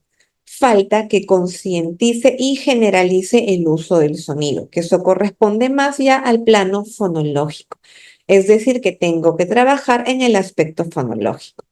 Recuerden, el aspecto fonético tiene que ver con la configuración, de cómo yo coloco mi lengua, mis dientes, en fin, ¿no? La estructura que intervenga para la producción del sonido aislado. En lo fonético, este sonido ya se integra, ¿verdad?, dentro de una palabra para poder formar palabras y oraciones más extensas. Entonces, cuando los niños adquieren un sonido que no tenían, muchas veces lo hacen a veces sí y a veces no. Es decir, que tenemos que pasar a un segundo plano de trabajo, al plano fonológico. Entonces vamos a ver algunas pautas para trabajar las habilidades fonológicas. ¿Qué debemos ver en este punto? Que las habilidades fonológicas tienen tres aspectos bien importantes, ¿ya? Ojo, antes de continuar con esto, para yo saber qué voy a trabajar en el niño, obviamente primero tengo que haber examinado estos niveles que vamos a mencionar ahora y también debo tener todo el detalle de la evaluación de cuáles son los procesos de simplificación fonológica que el niño está teniendo. Eso lo vimos ya en la clase anterior. Recuerden que hay tres tipos de procesos de simplificación fonológica y cada tipo tiene sus subtipos. Hay mucha información allí, pero ¿qué debo tener bien en claro? ¿Qué tipo de procesos es predominante? Los relacionados a la estructura y la sílaba de la palabra. ¿Hay más asimilaciones? ¿Ok? ¿O qué tipo de proceso es el que predomina? Eso sí tengo que tenerlo bien en claro. O de repente hay sustituciones nada más. Muy bien. Entonces, en las habilidades fonológicas vamos a tener estos niveles: la percepción, la organización y la producción. Estas son habilidades diferentes que muchas veces tienen que trabajarse todas o algunos dependiendo de en qué nivel se encuentre nuestro usuario, nuestro niño o niña, ¿no? En el primer punto, que es este, en lo que son habilidades de percepción, algunas de las tareas que tenemos que trabajar son las relacionadas a los contrastes fonológicos. Por ejemplo, en lo que es tareas de percepción, hay mucha estimulación a nivel de aula, ¿no? Si algunas son maestras de inicial o de los primeros grados, seguramente están familiarizadas con estas tareas. Estas tareas están relacionadas a las habilidades de percepción, que es lo que buscan precisamente mejorar esas habilidades a nivel de percepción del niño. Pero trabajando solamente estas, el niño no va a mejorar la producción. Hay más trabajo complementario, pero esta es la base, ¿ok? El niño tiene que tener estas habilidades para poder trabajar adecuadamente en lo que es percepción. ¿Qué tenemos aquí? Como les indicaba, lo que corresponde a las actividades de contrastes fonológicos. Por ejemplo, aquí, ¿qué es el contraste fonológico? Primero, es la diferencia entre dos sonidos que cambia el significado de una palabra. La finalidad es reconocer si las palabras son iguales o diferentes. ¿Cuál es el contraste fonológico acá? La N de la P, ¿no? O la P de la N. Porque si yo cambio la N por una P, el significado cambia. No es lo mismo decir luna que decir lupa. Entonces, yo presento estos pares de palabras, en este caso de tarjetas con imágenes, y que busco que el niño reconozca si son iguales o diferentes. Si se acuerdan, cuando vimos evaluación, teníamos esta tarea, ¿no? Recuerden que en el apartado de evaluación había una tarea donde se le pedía al niño que identifique si son iguales o diferentes los pares de palabras. Ya, exactamente eso mismo se trabaja, pero ahora a nivel de terapia, es decir, con la finalidad de que el niño identifique si es igual o es diferente. ¿Bien?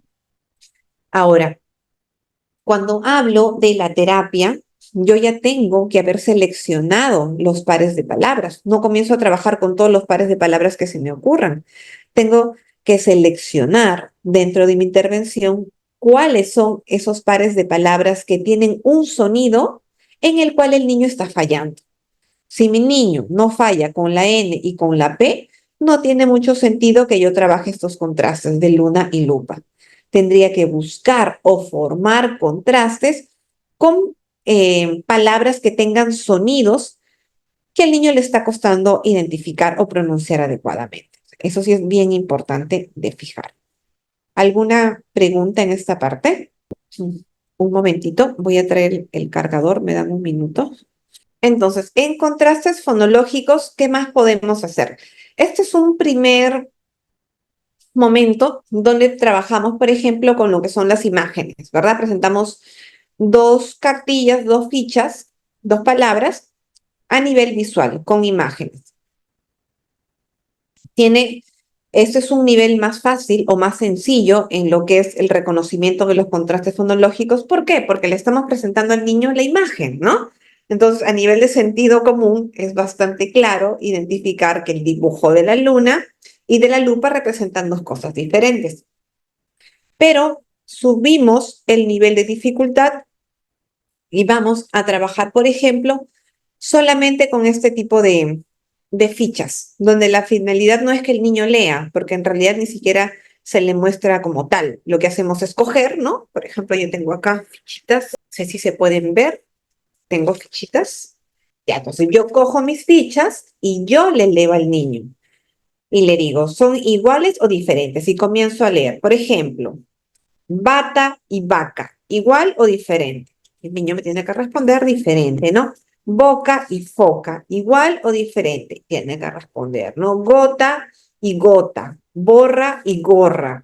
Entonces, ese es un segundo nivel. Vamos viendo siempre esto.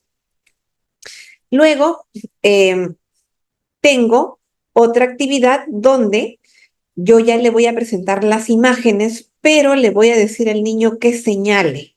Aquí ya no le presento las dos alternativas para que él me diga si es igual o diferente. Lo que le presento son las dos imágenes y le pido que señale la que yo le voy a decir. Entonces le presento, por ejemplo, perdón, de una foca y el dibujo de una boca y le digo, señala cuál es boca. Y el niño tiene que estar atento, ¿verdad? Para poder señalar el que corresponde. O señala foca y señala el otro. ¿Ok? Estoy trabajando la misma habilidad, pero en este caso con un formato diferente. ¿Qué pasó? Cuidado, Gisela. Bien. Este es un segundo nivel de trabajo donde continuamos con los que son habilidades de percepción, pero ahora lo que buscamos es la percepción del error. Miren, mientras acá, ¿dónde está aquí? Trabajábamos en el identificar los contrastes, ¿verdad? Acá lo que vamos a identificar es la percepción del error como tal, que es una tarea diferente. Todas estas actividades que estamos viendo se parecen, son similares, pero tienen un objetivo distinto. Entonces hay que estar bien atentos porque no se trata de utilizarlas todas. Hay niños que van a requerir enfatizar en algunos aspectos y otros en otros distintos. ¿Qué puede pasar? Vamos a trabajar también con la percepción del error. Aquí lo que buscamos es que identifique las producciones verbales que se dan de manera incorrecta. Es decir, si la palabra tiene o no la pronunciación que corresponde a la imagen que le voy a enseñar. Porque ¿qué buscamos? Ver la conciencia que tiene frente al error. ¿En qué contexto nos ayuda esto? Hay chicos que se dan cuenta del error, ¿verdad? Cuando están hablando. Y, por ejemplo, no sé, te mencionaron, em, me fui a mi taza porque estaba cansado. Ni cuenta se dan. Tú le dices a tu taza, sí, a mi taza. Ni cuenta se dio del error. En ese tipo de situaciones sí me conviene poder enfatizar o poner el énfasis de mi trabajo en la percepción del error, porque el niño no se está dando cuenta de que hay un error en su producción. Mientras que hay otros niños que tú le das a decir, te fuiste a tu taza, ay no, dice, y se queda pensando, me fui a mi casa. Allí hay una conciencia del error, pero cuando no hay, sí se necesita, ¿ok?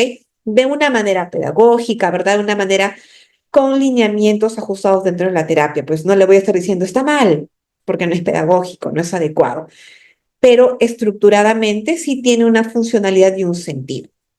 Ahora, ¿cómo trabajamos esta percepción del error? Mediante algunas actividades. Por ejemplo, yo le voy a presentar, como ven acá, el dibujito de una gorra y le digo, escucha con atención y toca el timbre cuando diga su nombre de manera incorrecta. Yo tengo, si tengo material por acá en la mano, para mostrarles. Bueno, no lo tengo en la mano, pero tengo esos timbrecitos que tocas y suena. Por ejemplo, yo utilizo eso porque es más lúdico, más didáctico, lo coloco en la mesa y voy presentando mis imágenes. Y le digo, escucha con atención y toca el timbre cuando diga su nombre de manera incorrecta o cuando no lo diga bien, de pronto. Y el niño tiene que estar atento, escuchando. Y yo empiezo. Gorra. Está bien, ¿verdad? Luego digo, corra. Pan, debería tocar el timbre. Morra. Debería tocar el timbre. No, gorra, gorra, torra. Tan, toca el timbre. ¿Qué estoy trabajando acá? Esa capacidad del niño para identificar el error a nivel de la producción. Ahora, ¿voy a trabajar con cualquier error? No. Obviamente voy a tratar de trabajar con palabras que tengan el sonido que el niño necesita mejorar. Si está teniendo dificultades con la producción adecuada de, no sé, del sonido de la G, voy a buscar palabras que tengan ese sonido, ¿no? O sea, tengo que preparar mi material. No se trata de utilizar cualquier recurso. Mientras más personalice mis recursos de trabajo, más rápido van a avanzar los chicos en terapia. ¿Alguna pregunta hasta esta parte? ¿Ninguna? Muy bien. Entonces, en esta primera parte acabamos de ver, perdón, las tareas de contraste y las tareas de percepción de error, con algunos ejemplos de actividades para que puedan realizarlas. Pasamos a un segundo momento donde se tienen que trabajar las habilidades de organización y de producción, que de alguna manera muchas veces esto se da de manera simultánea o hasta casi paralela, organización y producción. El niño está organizando y a la vez que organiza, produce. ¿Qué vemos aquí? En lo que es organización, hay que trabajar la toma de conciencia del contraste, ¿no? Lo que les mencionaba, ¿no? Y tú le presentas estas dos imágenes y le dices, me voy a mí, y el niño mira y te tiene que contestar. Para eso, en la reflexión, ¿verdad? Antes de su pronunciación, ¿qué estoy haciendo? ¿Qué estoy trabajando? Que hay una conciencia de que hay un contraste de significado, que no es lo mismo decir me voy a mi taza que decir me voy a mi casa. Y estas habilidades, cuando se trabajan de manera ordenada, de manera secuencializada, como les estoy mostrando, sí vemos avances en los chicos. ¿Ah? Obviamente no es solo una, ¿no? Son varias repeticiones, hay un trabajo estructurado de por medio. ¿Qué más hacemos? Eliminamos la inestabilidad. ¿Cómo eliminamos la inestabilidad? Nos apoyamos, por ejemplo, de diversos estímulos visuales, nos apoyamos de los kinemas, de los articulemas, ¿verdad? De cualquier recurso que nos ayude a que el niño ajuste su aprendizaje y recuerde lo que ya se le está enseñando. Por ejemplo, yo le voy a decir al niño, vamos a pronunciar o me vas a decir cómo se llaman estas figuras que te voy a presentar. Vamos a concentrarnos en decirlo, el sonido tal cual como es. Ahora, yo le presento el dibujo, pero no le presento solo. Miren, le estoy presentando dos apoyos que yo ya debo haber trabajado antes con el niño. Son solamente a manera de recordatorio. Cuando ve el niño esto, ¿qué creen que va a recordar? Va a concientizar, va a organizar su cabecita para producir la L en el punto que le enseñé y en el modo que le enseñé, ¿no? ¿Y qué me va a decir? El, la, do. Y tiene una articulación más precisa, una pronunciación más precisa. Estoy eliminando la inestabilidad. Le doy todos los recursos que el niño necesite para pronunciar adecuadamente esa palabra. Poco a poco voy a ir quitando los recursos, pero inicialmente necesito que el niño se lleve también ese mensaje de que él puede pronunciar los sonidos tal cual como son. Luego iré reduciendo los apoyos. Ahora, cuando trabajo los procesos de simplificación fonológica, recuerden la jerarquía, ¿no? La jerarquía que habíamos mencionado. Empezamos por los sonidos. Después, ¿qué hago en los sonidos? Cuando trabajo los procesos de simplificación fonológica, hago un reconocimiento y también una producción. Es decir, que por un lado voy a sentarme en actividades donde el niño reconozca el sonido con el que estoy trabajando, reconozca de pronto el error que hay cuando produce ese sonido y después voy practicando la producción de esa palabra tal. ¿Qué veo también en el segundo nivel? El reconocimiento de modelos. El reconocimiento de modelos relacionado, por ejemplo, así esta producción está siguiendo un patrón adecuado o hay por allí algunos desajustes. También voy a tener la producción para corregir al adulto. Cuando trabajo a nivel de palabras con un sonido en particular, alguna de las actividades que podemos hacer también es que el adulto va a comenzar a pronunciar las palabras y puede intencionalmente cometer errores en su pronunciación. ¿Para qué? Para que el niño corrija al adulto y evidencie de que hay conciencia de cuál es el modelo o la producción adecuada. Bien. También la evocación de palabras. Algunas actividades como recordar palabras con el sonido que se está trabajando ayuda a esta flexibilidad también. Y en lo que son frases, cuando ya pasamos al siguiente nivel, cuando ya hemos trabajado a nivel de palabras y está mucho más estable, yo le presento diversas láminas al niño me pronuncia cada vez mejor, ya no se equivoca en lo mismo, o esos errores son menos frecuentes, puedo comenzar a trabajar a nivel de frases. ¿Qué hago? Hago la producción de frases que contienen el sonido a trabajar, ¿no? O el error a trabajar. Por ejemplo, algunos ejemplos prácticos acá de esta parte. Supongamos que estamos trabajando a nivel del reconocimiento de la N en posición de coda. ¿Por qué estaría trabajando esto? Porque tengo un niño que en su informe de evaluación se consigna que tiene dificultades o bueno, tiene procesos de simplificación fonológica relacionados a la estructura de la sílaba y la palabra, donde hay omisión de la N en posición de coda, ¿no? Porque toda esa lectura es la que nosotros deberíamos entregar de manera formal en un informe. Ahora, veo esto y ¿qué puedo inferir de acá? Que el niño tiene dificultades para pronunciar la N en posición de coda. ¿Por qué la está omitiendo de pronto, no? Me dice patalón en lugar de pantalón, me dice pa en lugar de pan, y hay que trabajar este proceso como tal. Les presento esas actividades más prácticas, ¿ya? ¿Qué haría acá? El reconocimiento primero del fonema. Empiezo por reconocer que está presente allí y tiene que haber una conciencia de que allí hay una estructura, ¿ok? Entonces le digo, escucha con atención y dime dónde escuchas, ¿no? La N. Y presento, miren, que es sumamente importante, cuando, ojo con esto y ténganlo en cuenta siempre, cuando tenemos niños con dificultades fonológicas, el poder utilizar mucho apoyo visual les ayuda bastante, porque ya a nivel de memoria fonológica de sonidos tienen dificultades. Entonces, si yo le digo o le doy una indicación de manera verbal, se va a olvidar con más facilidad, pero si le presento el apoyo de manera visual, les ayuda bastante a mantener esa información en el tiempo para aplicarlo. Y este material está pensado para eso. Si se dan cuenta, aquí tengo el osito, ¿no? Que sería un panda. Y miren, ojo acá, mi finalidad no es que el niño identifique cuántas sílabas tiene la palabra, no, pero sí me sirve como un recurso para que identifique cuándo falta algo, no.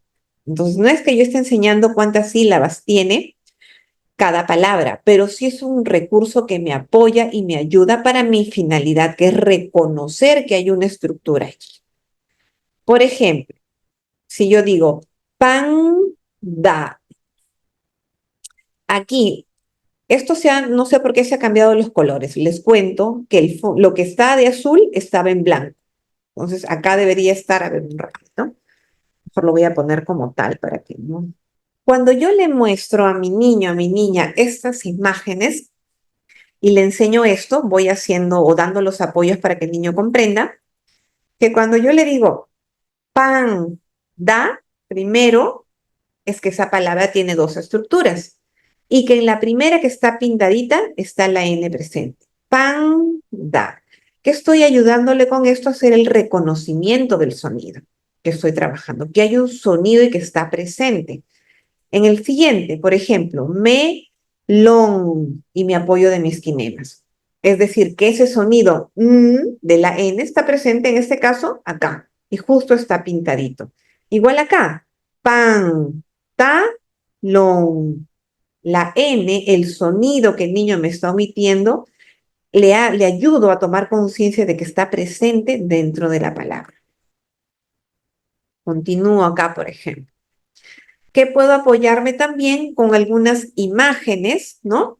O onomatopeyas que faciliten los sonidos. Ejemplo, en el caso del sonido P, tengo acá un baldecito con canchita, ¿no? Y la canchita, en este caso, se había utilizado para recordarle que cuando revienta una dentro de la olla, ¿no? Se está trabajando acá, por ejemplo, con el sonido de la P. Bueno, y acá una imagen que lo representa, ¿no? Como su quimera. En este caso, el sonido de las lo estábamos relacionando con una serpiente, ¿no? Una culebrita que va por allí.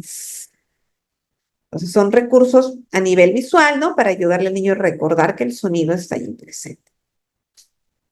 Y le digo, ya en esta segunda tarea, vamos a cambiar acá nuevamente, que se ha pintado de azul. Después de que yo he realizado esto para que el niño concientice, ¿verdad? Apoyándome en mis quinemas, panda, melón, pantalón. O sea, después de hacer varias tareas de esto, obviamente no es solamente una hoja, ¿no? Para eso yo tengo que preparar mi material y presentar diversos recursos. Una vez que yo he hecho eso, paso ya que el niño reconozca y le digo, mira las bolitas y dime el nombre de cada figura. Y yo sigo haciendo el énfasis. De pronto, yo ya no hablo, pero estoy dando las señales para que el niño identifique. ¿Qué me tendría que decir el niño acá? Panda, porque ya está siendo consciente de que hay una estructura presente, ¿no? Cinta, y justo he pintado, ¿verdad? Si se dan cuenta, la bolita donde está el sonido. Pantera. ¿Qué busco? Que concientice la presencia de esa N en posición de coda, porque es la que está fallando cuando produce algunas palabras. ¿Preguntas hacia esta parte? No hay, seguimos. ¿Qué más tenemos? Tenemos también el reconocimiento de modelos. Y le voy a decir, escucha y dime si las palabras que digo están bien o no. Y le presentaría este dibujo para que el niño identifique, ¿verdad? ¿Cuál está bien y cuál no? Y yo le diría, panta. El niño me va a decir, está mal. Luego le digo, planta. Debería decirme que esa es la forma correcta. Pranta. Debería darse cuenta de que hay un error. Panta. Y aquí que hay una omisión. Entonces, solamente acá correspondería, por ejemplo, al modelo adecuado. Y otro paso importante es la evocación de la palabra como tal. Ya en ese nivel de trabajo, porque obviamente cada uno de estos lo tengo que trabajar bien, ¿verdad? Para que el niño lo domine. Ya en el último nivel, yo le diría, digamos palabras que tengan el sonido pl, ¿no?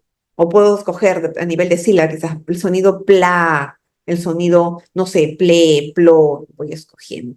Y en ese nivel, que ya es mucho más metalingüístico, el niño ya tendría que decirme, a ver, con pl, que hemos trabajado planta, ¿no? Plomo, no sé, no se me ocurre otro, pero ya empezaría a hacer esta evocación de palabras, identificando que está en un nivel más avanzado del trabajo a nivel fonológico.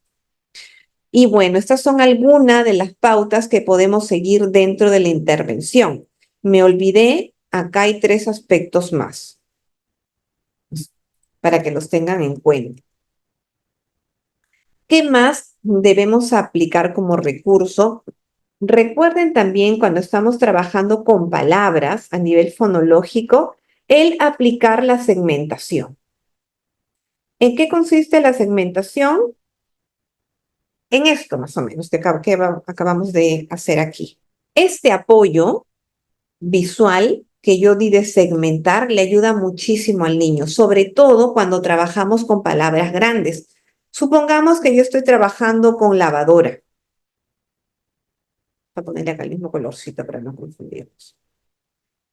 Si tengo niños que cuando pronuncian palabras grandes se comen las sílabas, en lugar de dinosaurio te dice disaurio, en lugar de caperucita te dice capucita, que tú le presentes el dibujo acá de caperucita, de lavadora, de refrigeradora, de dinosaurio, hamburguesa, que son palabras largas, si le presentas este recurso, le ayudas al niño a segmentar. Entonces, ¿qué busco con esto? No solamente que el niño sea consciente de la cantidad de golpecitos que tiene la palabra, sino que los diga uno a uno para que no se coma ninguno. Y yo presentaría, por ejemplo, acá una hamburguesa, caperucita, supongamos, y yo diría, señalándole, ¿verdad? Caperucita.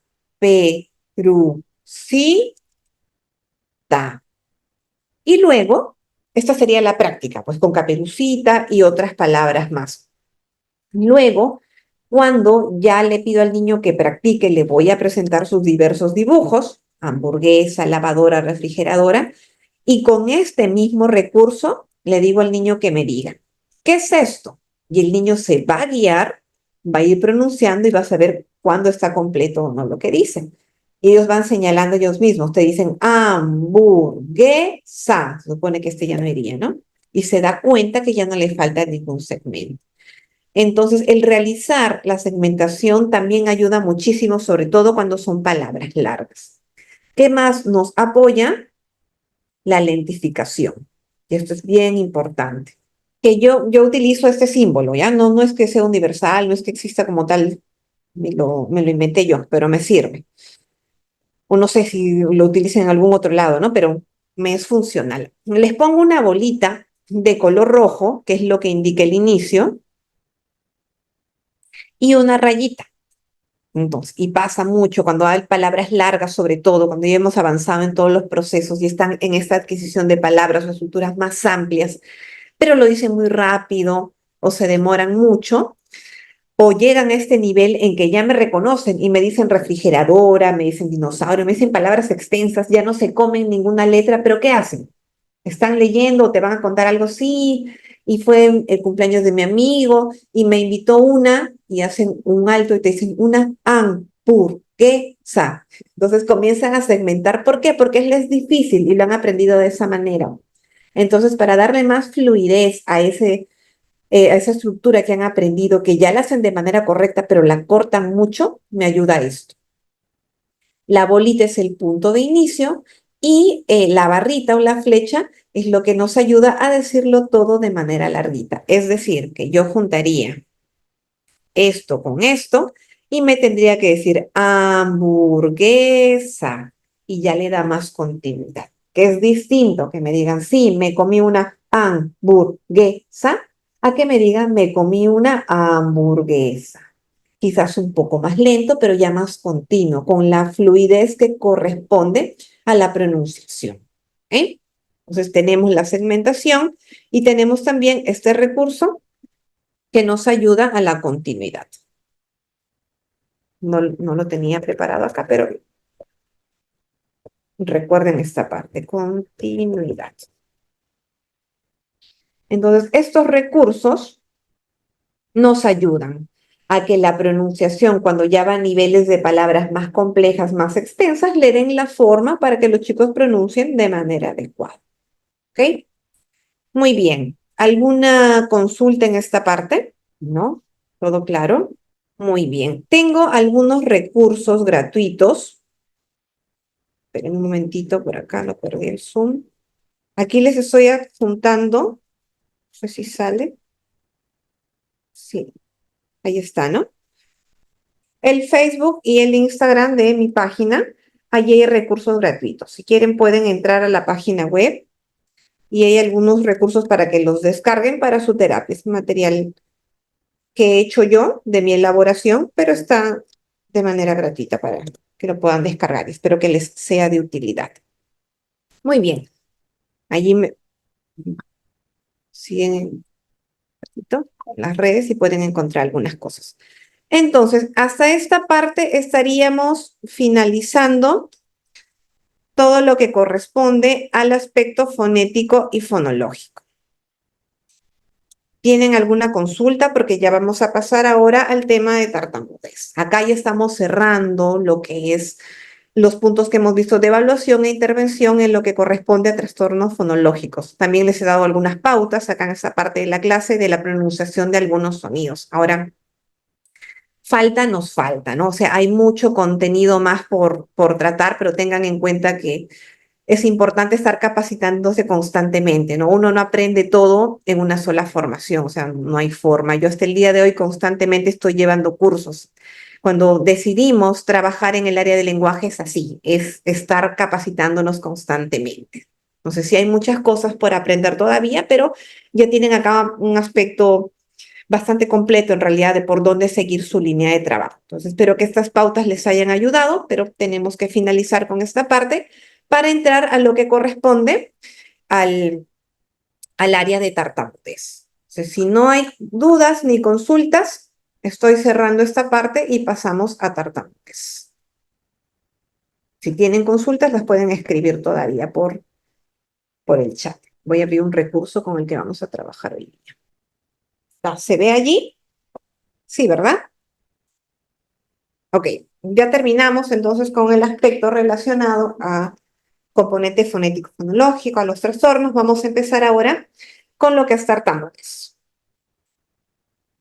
Cuando nosotros hemos hablado en un primer momento, a ver si recuerdan, de lo que es los trastornos de los sonidos del habla, les estaba mencionando que es una denominación más amplia, ¿no? Que se está tomando también en los últimos años, pero que es más general, porque abarca todas las dificultades que pueden presentarse a nivel de pronunciación.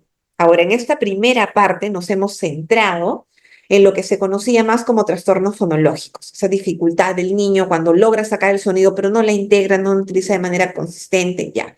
Eso es lo que caracteriza un trastorno fonológico. Sin embargo, que es algo mucho más específico, pero está catalogado dentro de los trastornos de los sonidos del habla. Y los trastornos de los sonidos del habla engloba trastorno fonético, conocido así, trastorno fonológico, pero también engloba cualquier otra situación en la cual una persona no esté hablando con fluencia, con un ritmo adecuado, con una velocidad adecuada o con una pronunciación adecuada. Cualquier dificultad del habla está dentro de los trastornos de los sonidos del habla. Entonces, engloba mucho más esa nueva denominación. Y dentro de los trastornos de los sonidos del habla encontramos, por ejemplo, a la tartamudez. Ahora les pregunto yo a ustedes, a ver acá, ¿dónde está el chat? Les pido que entren a ese enlace, por favor, que les acabo de enviar. Muy bien, ya están entrando. Y les voy a pedir que, a ver un momentito, acá. Vamos a ver rapidito juntos este video, ¿ya? Si no se escucha, me avisan. A ver, atento. Como habéis podido notar, pues era tartamuda. Oye, ¿y qué? ¿Por qué estoy diciendo esto? Bueno, Voy a adelantarlo con un video central. Este de acá. Tener esa tranquilidad, esa paciencia y pegarle y convertir el primer gol, ¿no? Sí, sí, yo creo que Perú es un equipo que da pocos espacio, ¿no? Que siempre están atrás y sabíamos que si teníamos una, había que hacer gol. Tuve una yo, el palo, pero bueno, soy un poco oído, uno sufre mucho. Tú fue familia. Sí, yo creo que es un grande David y ojalá que esté por muchos años más aquí. Ese abrazo con David. Sí, sí, yo lo quiero mucho a él sabe y hoy siempre ha estado bien y yo creo que es el más grande. ¿Qué representa este triunfo para Colombia, este paso a la semifinal? Es algo único, estamos haciendo historia y bueno, ya hay que pensar otra vez en el día martes, ¿no? Miércoles. Bueno, miércoles o martes y bueno, ahora ya hay que estar Temas de felicidad, amén. estar tranquilos para lo que viene. Y esa es la...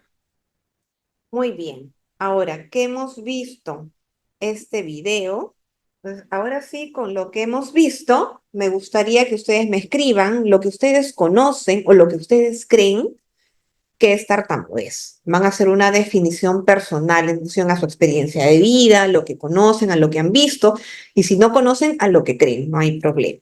Quiero que me pongan sus ideas de qué es tartamudez. Si no saben, pueden miren acá, a la izquierda hay una T. Pueden agregan, dibujan acá y escriben. O si no, otra forma que me parece más fácil, van aquí, debajo de la flecha y está como unas letras, como una hojita, le dan clic y escriben. Y sale guardar y sale su notita. Y la mueven a un costadito para que no tape otras. Por ejemplo, ya me han escrito por acá, hay una idea, dice la tartamudez es una deficiencia fonológica.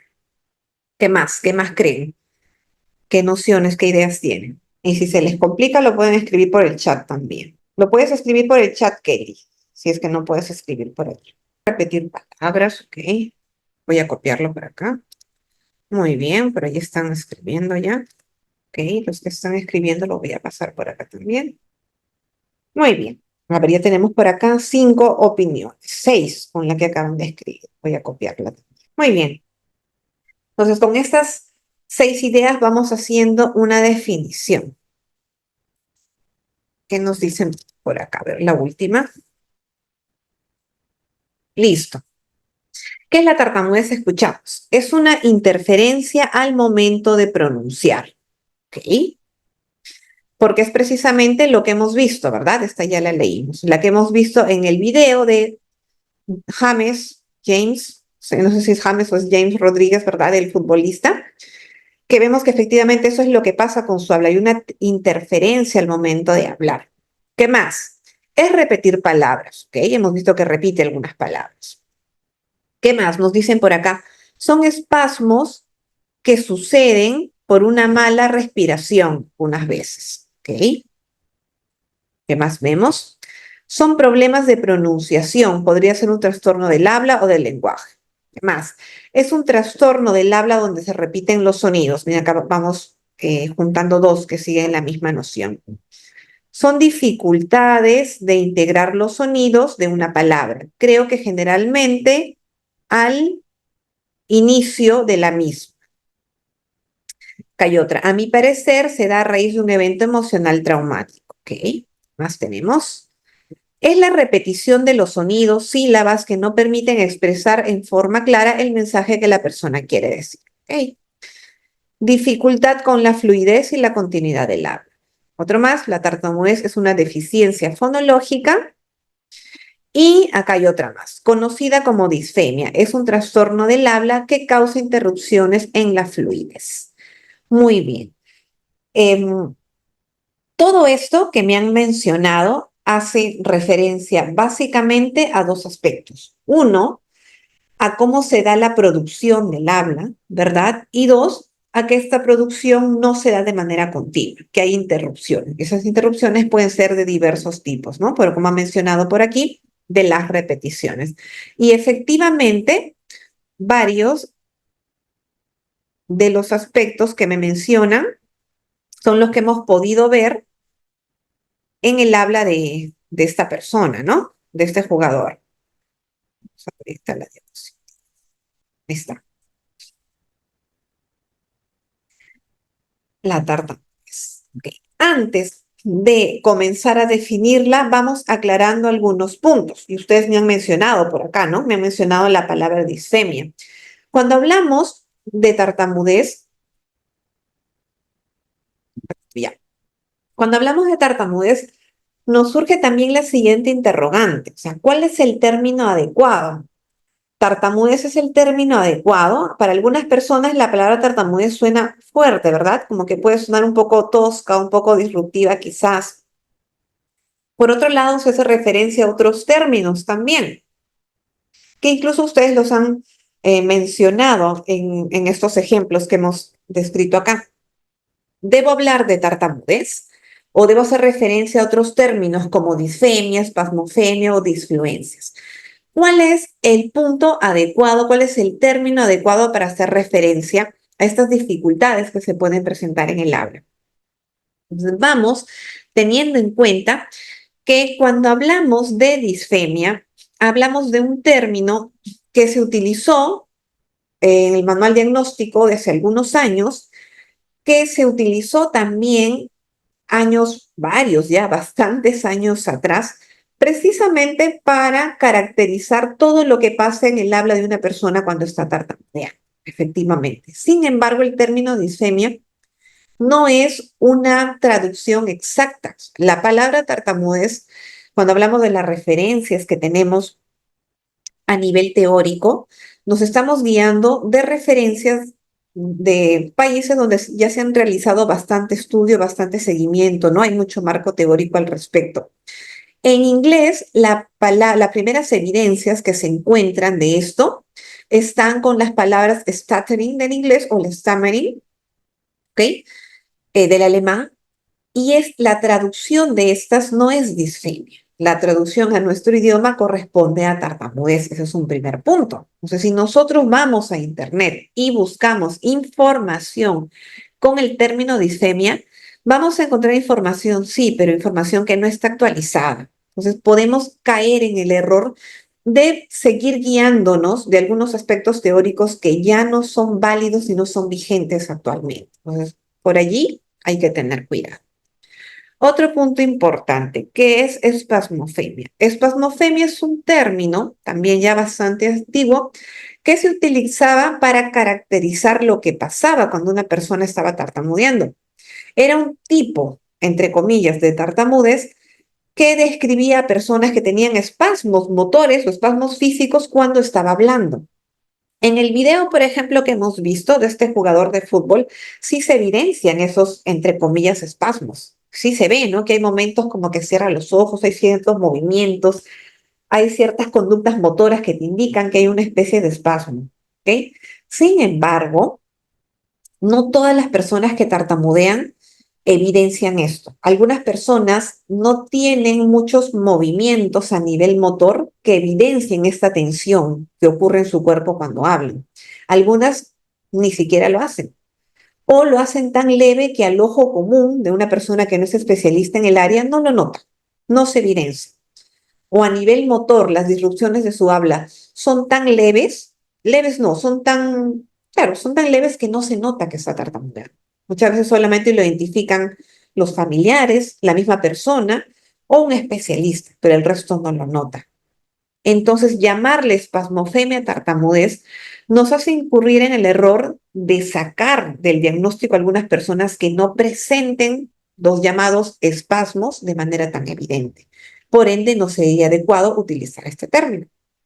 Finalmente, hay otros países, ahora ya no, pero, por ejemplo, en Argentina, hasta hace unos años no se hablaba o no se utilizaba el término tartamudez, precisamente porque tartamudez en su momento, o incluso hasta ahora, para algunas personas, tiene una connotación a nivel verbal muy fuerte, ¿no? O un poco incluso hasta despectiva.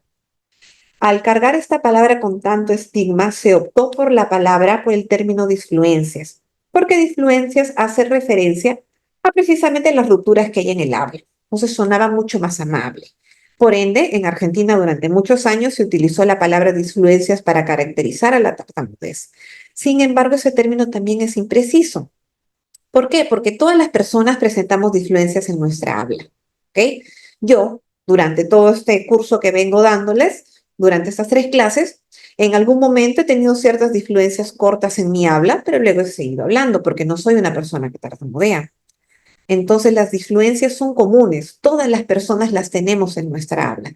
Sin embargo, va a haber unas disfluencias que son más comunes de todas las personas, de todos los hablantes, y hay otras disfluencias que tienen ciertas características precisas que corresponden o son más comunes en las personas que tartamudean. Va a haber disfluencias más comunes de las personas que tartamudean y disfluencias más comunes en general de cualquier hablante. Por ende, utilizar el término disfluencia es muy amplio porque no me va a permitir explicar o describir con precisión a qué tipo de disfluencia me estoy refiriendo.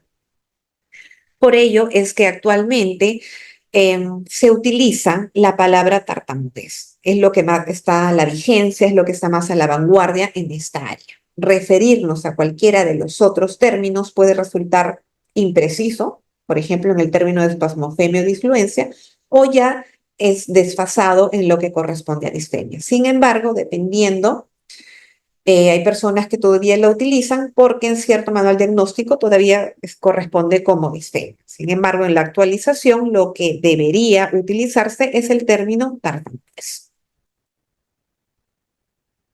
Entonces, ¿qué es tartamudez? Ahora contextualizando un poco las ideas que ustedes habían mencionado. Según el DSM-5, que es el manual diagnóstico que nosotros utilizamos para guiarnos en los trastornos del neurodesarrollo, en este caso las dificultades del lenguaje o de habla, como es el tartamudez, el DSM-5 consigna o encontramos a la tartamudez con el siguiente nombre. Lo encontramos como trastorno de la fluidez de inicio en la infancia. Así lo encontramos en el DSM-5. ¿Y qué nos describe este manual diagnóstico? Nos indica que son las alteraciones de la fluidez y la organización temporal normal del habla que son inadecuadas para la edad del individuo y sus habilidades de lenguaje, que persisten con el tiempo y se caracterizan por la aparición frecuente y notable de los siguientes factores. Entonces, ¿qué nos dice? Vamos leyendo eso, poniéndolo en términos más simples. Que hay una alteración en la fluidez porque la persona no está hablando fluentemente, ¿ok? No habla en el tiempo esperado, ¿ok? O no habla con la habilidad esperada para su edad. Otra característica es que estas dificultades persisten en el tiempo, o sea, no desaparecen o no han desaparecido. Y se caracteriza porque hay repeticiones de sonidos y sílabas, como varios me habían mencionado. Puede haber también prolongaciones de algunos sonidos.